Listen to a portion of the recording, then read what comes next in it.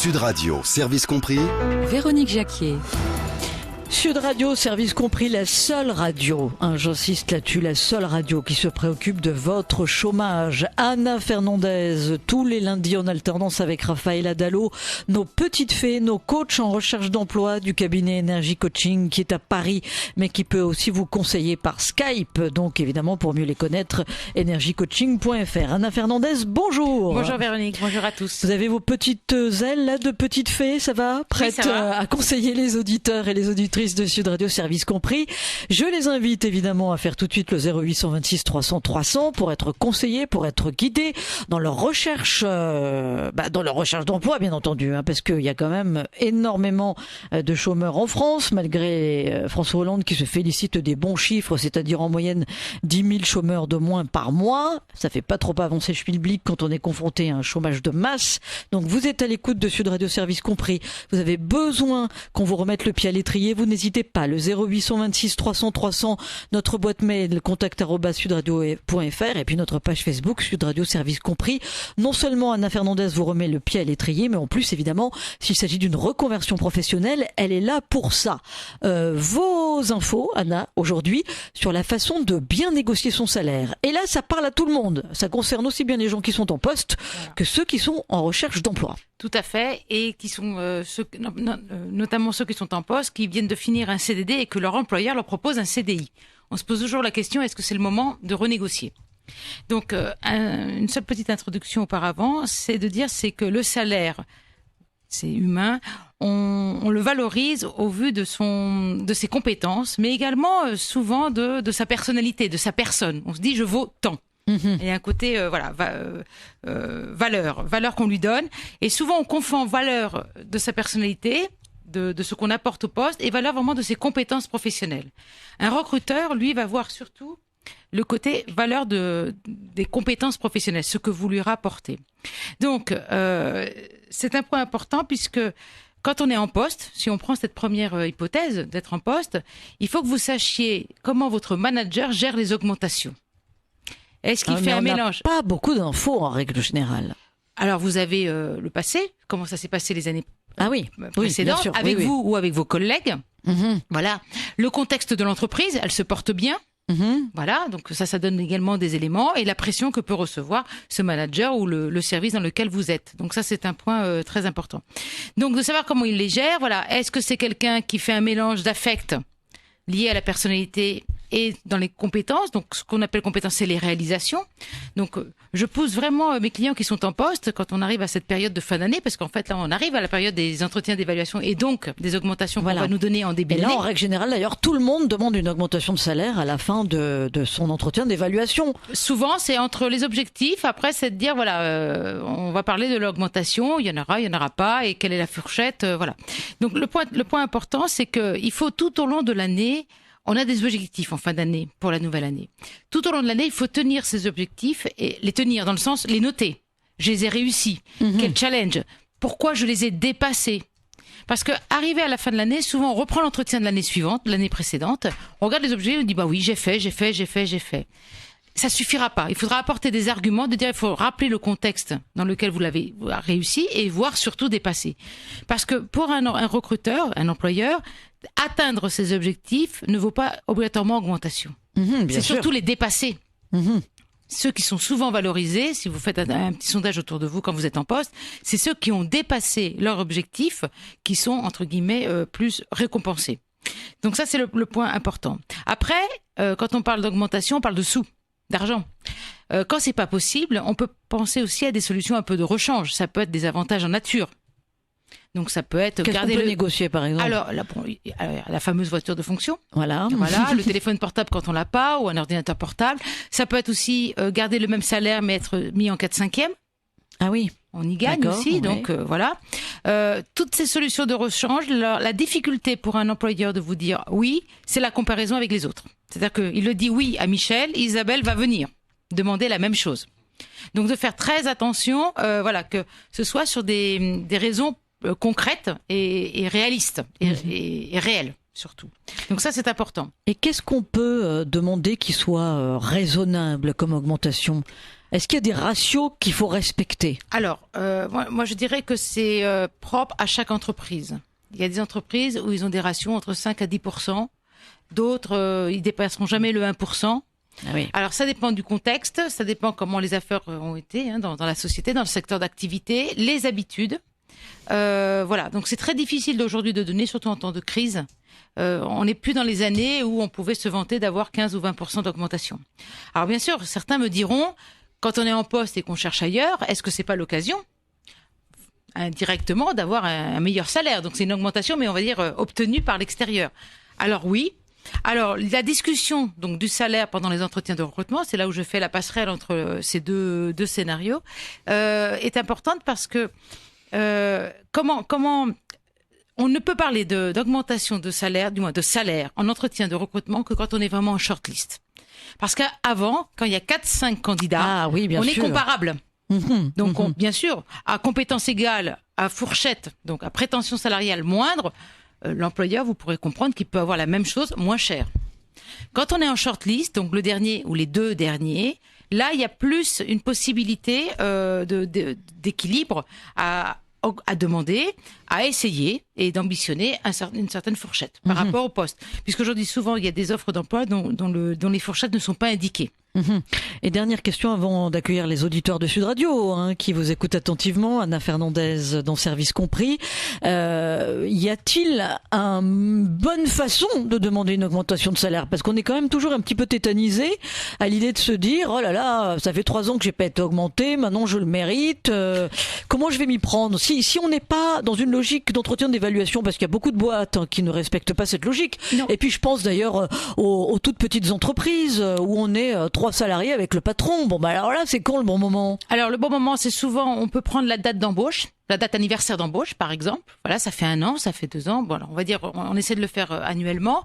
Ça fait 1 an. Je le dis de nouveau, il faut vraiment regarder le périmètre de votre poste, ce qu'on attendait, ce que vous avez dépassé. Venez avec des faits concrets et pragmatiques. C'est ça qui parlera à un directeur d'une PME. Lui dire, voilà, j'ai fait augmenter le chiffre de temps. C'était 15%.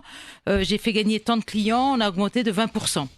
Je me suis arrangée pour mon travail, pour l'organiser de telle façon. Il faut vraiment lui rappeler toutes les étapes par lesquelles vous êtes arrivé à ces très bons résultats et que vous trouvez donc cohérent et légitime. En fait, il faut montrer l'utilité dans l'organisation. Vous n'êtes pas indispensable, on peut vous remplacer. Tout le monde est remplaçable, on le sait. En fait, il faut montrer son utilité dans l'organisation. Grâce à moi, on a gagné ceci. Grâce à l'équipe, on a gagné ceci. Et alors, est-ce que c'est mieux de réclamer tous les ans, même si on sait qu'on n'obtiendra rien, ou 1%, ou si c'est mieux d'attendre tous les 3 ans, enfin, ou tout au moins, on a plus de chances quand on n'a rien obtenu tous les ans de se dire ça va marcher au bout de 3 ans. Alors moi, je dirais, je serais plutôt pour la répétitivité chaque année, voilà. Puisque et de commencer à dire que voilà, ça fait 3 ans que vous n'êtes pas augmenté, le travail vous dépassez vos objectifs. Vous lui faites rappeler à votre employeur, est-ce qu'il est satisfait de votre travail, qu'il vous le dise. Parce que c'est difficile de dire non à quelqu'un à qui on est en train de dire on est très content de votre travail, on veut vous garder et surtout ne partez pas. Oui, mais cher ami, ça fait 3 ans que je travaille très bien, aussi bien, et je n'ai rien. Donc moi, alors bien sûr, la petite menace d'aller voir à l'extérieur, on va pas essayer trop de la jouer par la conjoncture, mais on peut faire comprendre par les réseaux sociaux, par d'autres façons, qu'on a été appelé ou qu'on regarde un peu, qu'on est un peu à l'écoute. Sollicité. Tout à fait. Dernier point, ce que je voudrais simplement préciser également, si c'est refusé, si on vous dit vraiment non, c'est pas possible, essayez de convenir avec votre employeur une date pour la renégociation. Ok, je comprends, cette année c'est pas possible. Est-ce que dans 1 an, on pourra refaire. On reprend date en fait pour cette renégociation. Ce qui est très important en fait, c'est avoir du bon sens, de la rigueur. Dans les faits concrets, et être assez honnête et en même temps assez humble. Bien sûr, par rapport aux autres. Et réaliste aussi. Alors voilà, par rapport à la réalité du contexte, de l'équipe, de vos collègues, ne vous comparez pas aux autres. Ne faites pas vraiment, voilà, je suis mieux qu'Isabelle, je ne comprends pas pourquoi Isabelle a eu telle augmentation. Ne vous comparez pas, ça ne sert à rien. Et en plus, ça peut se répéter et mettre un peu plus la zizanie dans l'équipe si elle n'existe pas déjà auparavant. Les super conseils d'Anna Fernandez qui vous offre son beau service compris jusqu'à 14h. Le 0826 300 300 pour être avec Anna, pour discuter de la renégociation de votre salaire ou de la négociation d'un salaire, si vous avez un job en ligne de mire, et pour discuter aussi de la façon dont vous remettre en selle. On a Chloé avec nous. Bienvenue Chloé, vous avez 34 ans. Oui, bonjour. Bonjour Véronique et bonjour Anna. Bonjour Chloé. Alors, vous êtes déléguée médicale dans la région de Narbonne et ce qu'il y a de formidable, c'est que vous avez retrouvé du travail grâce à Anna Fernandez. Vous venez de signer un CDI. C'est votre voisin qui au départ écoutait Sud Radio et qui vous a dit « mais tu devrais écouter Sud Radio et écouter Anna Fernandez pour retrouver du travail ». Expliquez-nous parce que votre histoire est formidable. En fait, j'avais quitté mon poste pour suivre mon époux qui a été muté. Et du coup, ça faisait 6 mois que je recherchais du travail. Je commençais un petit peu à me décourager, à désespérer parce que j'envoyais énormément de candidatures et puis ça donnait jamais suite. Et mes voisins, en fait, je suis au sport avec eux. Ils ont commencé à me parler de votre émission et de Anna Fernandez. Donc j'ai écouté l'émission, j'ai trouvé ça vraiment intéressant et je me suis permis du coup d'appeler Anna. Et j'ai eu un très bon feeling avec elle. Je lui ai expliqué mon cas, qui était compliqué parce que la région du Languedoc-Roussillon, elle est vraiment pas facile pour trouver du travail, surtout dans mon domaine. Vous êtes où, Chloé ? Moi, je suis sur Narbonne, en fait, dans le Languedoc-Roussillon. Oui. Donc, dans le sud de la France, il n'y a pas autant de travail que sur Paris. Et en fait, avec Anna, on s'est vu par Skype, en fait, par visio. On a eu 3 rendez-vous qui ont été très productifs puisque entre chaque rendez-vous, elle me donnait en fait des tâches à faire, notamment refaire le CV, puisque moi ça faisait des années que j'avais pas refait mon CV, ça faisait plus de 10 ans, donc il était un petit peu dépassé, voire beaucoup. On a fait un mail de motivation, chose que je connaissais pas puisque je n'en avais jamais fait non plus, et surtout elle m'a permis de me remettre dans les réseaux sociaux, puisque j'y étais pas non plus, donc ça a été vraiment très productif. C'est ça le coaching, Chloé. C'est vraiment la remise en selle. J'aime bien cette expression avec Anna, c'est-à-dire redéfinir les objectifs, se reconnecter sur les réseaux sociaux. Vous avez fait 3 séances par Skype, c'est ça ? Et du coup, vous avez eu 3 propositions fermes. Et donc là, c'est bon le CDI. Voilà. C'est bon, c'est le CDI et vous commencez en janvier, c'est bien ça ? Et du coup, je commence en janvier, oui. Donc, c'était une très bonne nouvelle. Ça tombait très bien pour un beau cadeau de Noël. C'était impeccable. Et c'était tout ça grâce à Anna. Parce que vraiment, elle a été aussi beaucoup motivée. Et je compte sur vous, Chloé, aussi, pour faire de la pub pour Service Compris et pour Sud Radio, évidemment. Oui, bien sûr. Écouter notre émission et dire qu'il n'y a pas de fatalité en matière de lutte contre le chômage. Anna ? Oui, alors merci Chloé pour ce beau témoignage. Il est vrai que le travail aussi avec Chloé a été la partie ténacité, qu'elle ne perde pas patience et le moral. Parce que après 6 mois, elle avait envoyé vraiment beaucoup de candidatures. Là, elle en a envoyé moins, mais plus ciblées. Du coup, elle a eu un retour beaucoup plus satisfaisant. Et tout le travail était d'être dans l'attente, parce que dans les différents entretiens, elle a passé différents entretiens pour la même société. Donc, il fallait attendre entre chaque et croiser les doigts qu'elle soit dans la fameuse shortlist et qu'on la choisisse au bout. Et donc, dès qu'il y a un peu un silence ou un silence de l'employeur ou quoi que ce soit, le candidat, comme Chloé, mais comme tant d'autres, baisse un peu tout de suite les bras et dit c'est foutu, silence égale c'est pas bon. Et on a eu parmi les 3 propositions qu'elle a faites, je lui ai dit non, attendez, ils ont peut-être pas eu le temps. Donc, elle a attendu 2 jours, mais au 3e jour, elle en pouvait plus. Elle a quand même appelé, mais ça a porté ses fruits parce que le monsieur lui a dit, mais en fait, j'ai pas eu le temps de traiter. Donc ça a dégonflé le stress de Chloé et pour au final avoir une réponse positive. Donc le coaching, c'est ça, c'est je fais rien à leur place. Ils le savent, c'est vraiment mon leitmotiv, mais je leur dis de tenir bon. Voilà, je suis là à côté. Chloé, 34 ans, qui nous appelle de la région de Narbonne et qui a bénéficié du coaching et qui retrouve du travail, donc grâce à Sud Radio, un CDI dans la région de Narbonne comme délégué médical à partir du mois de janvier. Bonne chance, Chloé, et restez désormais fidèle à Sud Radio et à Service Compris. Anna, moi je me mets à la place de tous les auditeurs. Il y en a qui disent formidable coaching, oui, mais vous nous dites il faut se connecter aux réseaux sociaux et on a déjà eu eu des appels d'auditeurs qui nous disent mais moi j'ai pas internet, c'est une vraie galère, j'arrive pas à retrouver du boulot, j'ai pas les moyens là de me payer une Livebox, même un ordinateur, c'est la zone. Oui, d'accord, mais alors quand on est demandeur d'emploi, à Pôle emploi, il y a des espaces de travail. C'est bien de le souligner, c'est vrai. Donc il y a des ordinateurs avec des imprimantes. Si vous allez aussi au service emploi-formation de votre ville, auprès des mairies, vous avez également une salle d'ordinateur avec l'imprimante, donc c'est mis à disposition. Tous les sites sont sécurisés et vous êtes là pour travailler. Et pour les moins de 26 ans, de 16 ans à 26 ans, vous avez les missions locales. Donc la même chose, il y a des formations, une salle d'ordinateur, parce que moi j'ai déjà assuré des formations pour des jeunes. Sur les réseaux sociaux, ils étaient tous connectés sur des comptes et on crée le compte en direct. Voilà, et là encore, il n'y a pas de fatalité. On peut trouver des solutions. Allez, le 0826 300 300 pour bénéficier du coaching d'Anna Fernandez sur Sud Radio. Sud Radio, service compris. Véronique Jacquier. Bienvenue, bon appétit si vous êtes encore à table et bonne route si vous nous écoutez au volant. Le service compris d'Anna Fernandez jusqu'à 14h. Allez, le 0826 300 300 pour être éclairé sur la thématique du jour, c'est-à-dire la négociation ou la renégociation de son salaire, que l'on soit en poste ou que l'on soit en recherche d'emploi, ou bien tout simplement aussi le coaching dont vous avez besoin pour retrouver un travail. On accueille Marie, Anna. Marie qui a fait bien sûr le 0826 300 300. Bienvenue sur Sud Radio, Marie. Bonjour. Bonjour. Oui, Marie, on vous écoute. Oui, alors ma question... On vous entend très très très mal, Marie. On va essayer de vous rappeler parce que là, les mots sont trop hachés. Alors, il y a Jérôme. On me dit qu'il y a Jérôme aussi avec nous. Jérôme, bonjour. Oui, bonjour Véronique, bonjour Anna. Bonjour Jérôme. Voilà, moi j'ai une question par rapport au salaire à demander. Il vaut mieux, concrètement, moi, ça fait un moment que je travaille avec mon patron, que je connais, on se tutoie, tout ça. Donc, il a tendance il a comme comptable un truc fiducial ou fiduciaire, je sais pas comment ça s'appelle, qui lui, à mon goût, lui dicte un petit peu trop comment on devrait être payé, alors que bon, je donne quand même pas mal de ma personne. Donc, ce qui m'intéresserait, moi, c'est savoir si je le vois comme ça en tant que pas en tant que patron ouvrier, mais bon, c'est entre guillemets. En fait, Jérôme. Attendez, oui. Jérôme, la question pour aller droit au but, vous avez finalement de bons rapports avec votre patron et plutôt même une familiarité, et vous vous dites, quand on est presque copains, comment négocier son salaire, quoi. Très bonne question. Voilà. Hein. Voilà. Est-ce que je dois faire par écrit en mettant les formes ou de but en blanc comme ça? Non, alors, est-ce que vous avez l'habitude de faire un entretien annuel avec lui ou pas? Non, un point formel, quelque chose de formel. Jamais. Jamais.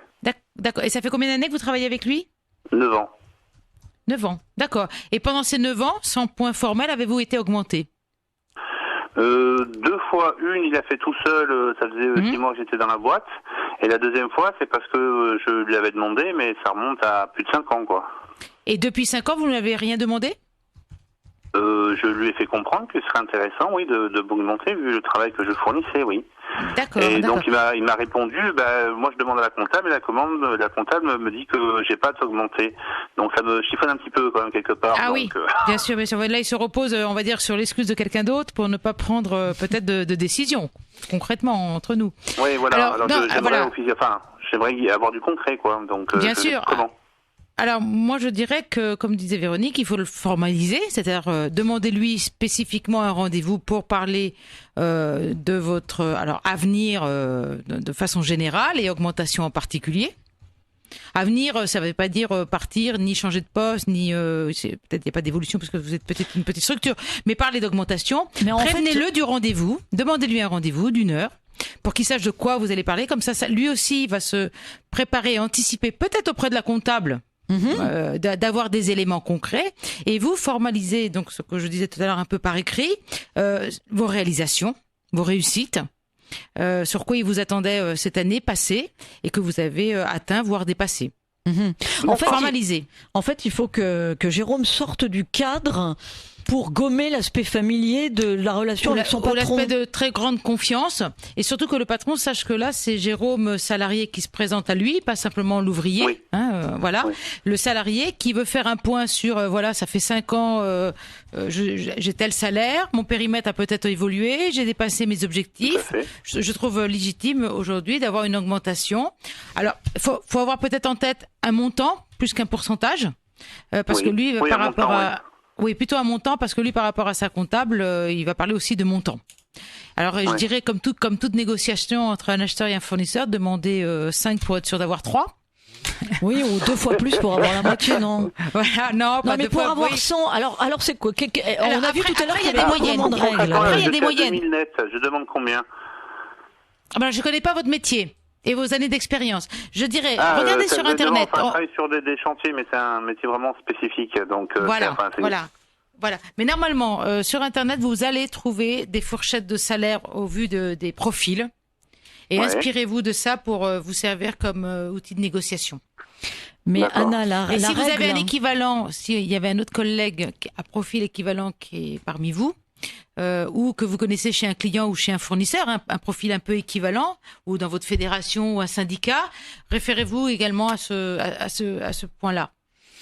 Anna, la règle de demander 100 € pour avoir 50, c'est vérifié ça? Ou il y a des patrons qui sont très généreux et qui donnent du sang quand on demande du sang? Peut-être, tant mieux. Oui, mais ça peut arriver. Oui. Oui.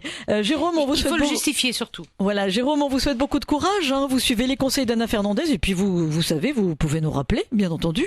Hein, vous faites le 0826 300 300 pour nous raconter comment ça s'est passé. Ce sera un super témoignage quand même pour les auditeurs de Service Compris. Jérôme, vous nous appelez de Cannes, c'est ça? C'est ça, tout à fait, ouais. Voilà, vous nous écoutez comment à Cannes? Alors, je vous écoute essentiellement parce que sur l'ordinateur, en fait. Ah, voilà, d'accord, c'est la question que je me posais. Sur l'ordinateur et quand je suis en déplacement dans la voiture. D'accord. Écoutez, on Super, vous remercie pour votre belle fidélité et vous nous tenez au courant. Jérôme qui nous appelle de Cannes et on accueille Mathieu, le 0826 300 300 pour être avec Anna Fernandez de Énergie Coaching. Mathieu, on vous écoute. Oui, bonjour Anne, bonjour Véronique. Bonjour Mathieu. Bonjour Mathieu. Ah, c'est Anna, excusez-moi. Alors en fait, je vous appelle car j'ai un entretien dans 3 jours, c'est jeudi, et j'ai vraiment peur de la question fatidique, c'est qu'attendez-vous en termes de salaire? Quelles sont les prétentions salariales? C'est ça, tout à fait. Alors, ça fait longtemps que vous n'avez pas passé d'entretien? Ça fait à peu près 2 mois, oui. Et c'est vrai que j'ai un petit stress parce que j'ai envoyé beaucoup de CV et c'est la seule réponse positive que j'ai eue pour un entretien. D'accord. Et quelle est votre fonction? Je ne sais pas trop comment me placer. Alors en fait, j'ai fait une école de marketing, j'ai un bachelor, je sors tout juste de l'école. Et ce serait pour un poste de marketing justement, dans une entreprise privée. D'accord, donc en tant que junior, si je comprends bien. Vous avez quel âge, Mathieu? J'ai 24 ans. Ah oui, vous êtes tout jeune. Et vous êtes sur quelle région? Parce que la région aussi dépend pour les salaires, malheureusement. Je suis sur la région parisienne, justement. D'accord. Bon, vous savez que la réalité du marché est un peu à la baisse. C'est-à-dire que vous ne pouvez pas avoir le salaire que vous a promis votre école à la sortie. D'accord, très bien. Vous le savez par vos copains. Vous le savez par vos copains et copines de promo. Oui, après, vous savez, il y a toujours des exceptions, donc c'est pour ça que je me renseigne. Oui, bien sûr, il y a toujours des exceptions, mais vous avez vu à peu près la moyenne de vos petits amis. Oui. Donc, faut que je base là-dessus? Oui. D'accord, Oui, basez-vous sur Il ne faut pas être trop gourmand quand c'est un premier poste. Non, parce que l'intérêt pour vous, ce que je dis souvent à mes clients, rentrez par la fenêtre pour après ouvrir la grande porte. N'essayez pas de demander, dans votre cas, des 35, 40 ou 30, 35. À mon avis, si vous visez plus un 28, 35, ça passera mieux avec votre niveau. Et ça dépend des stages que vous avez fait, chez qui également. Donc, il faut prendre tout en compte. D'accord, très bien. Oui, voilà. Et prenez des fourchettes, souvent de 5 en 5, on le préconise. Et regardez si c'est cette société pour laquelle vous avez passé un entretien, dans la fiche de poste, s'il y avait une fourchette de salaire. Quand c'est pas le cas, regardez si pour d'autres postes qui ne sont pas les vôtres, ils ont des fourchettes de salaire et ça vous donnera aussi une indication du niveau de l'entreprise, savoir si c'est plutôt des fourchettes hautes ou plutôt des fourchettes basses. Vous suivez les précieux conseils de Anna Fernandez, Mathieu, entendu? Oui, un grand merci en tout cas pour ces réponses. Merci. Merci à vous et bon courage évidemment dans votre recherche d'emploi et dans votre renégociation salariale. Alors Anna, j'en profite pour faire passer un petit message. On a des mails parfois, évidemment, d'auditeurs qui vous sollicitent. Mais alors ils appellent pour passer à l'antenne le jour même alors qu'ils ont rendez-vous à 14, 15h ou 17h. Alors je les invite quand même, quand ils ont des entretiens d'embauche, à nous appeler la semaine d'avant ou 15 jours avant. C'est quand même plus facile parce qu'on peut pas forcément tous vous prendre à l'antenne. Alors c'est un petit clin d'œil pour Amir justement, qui avait lancé un SOS pour qu'on l'aide à renégocier son salaire. Je sais que du coup on n'a pas pu le prendre à l'antenne, mais vous l'avez eu hors micro. Oh, je l'ai eu hors micro. Donc Amir était un consultant en fin de CDD. Et ça s'est passé comment, rapidement ? Alors rapidement, voilà, en fin de CDD, on allait lui proposer un CDI. Il se posait la question s'il pouvait être l'occasion de renégocier puisqu'il avait une autre offre de CDI par ailleurs. Donc je lui ai dit d'une de ne pas montrer la deuxième offre de CDI au premier employeur et de voir plutôt la projection de carrière pour terminer et pour continuer son évolution de carrière chez eux. Voilà, formidable, service compris, continue hors antenne, donc tout est possible avec nous, le 0826 300 300, c'est à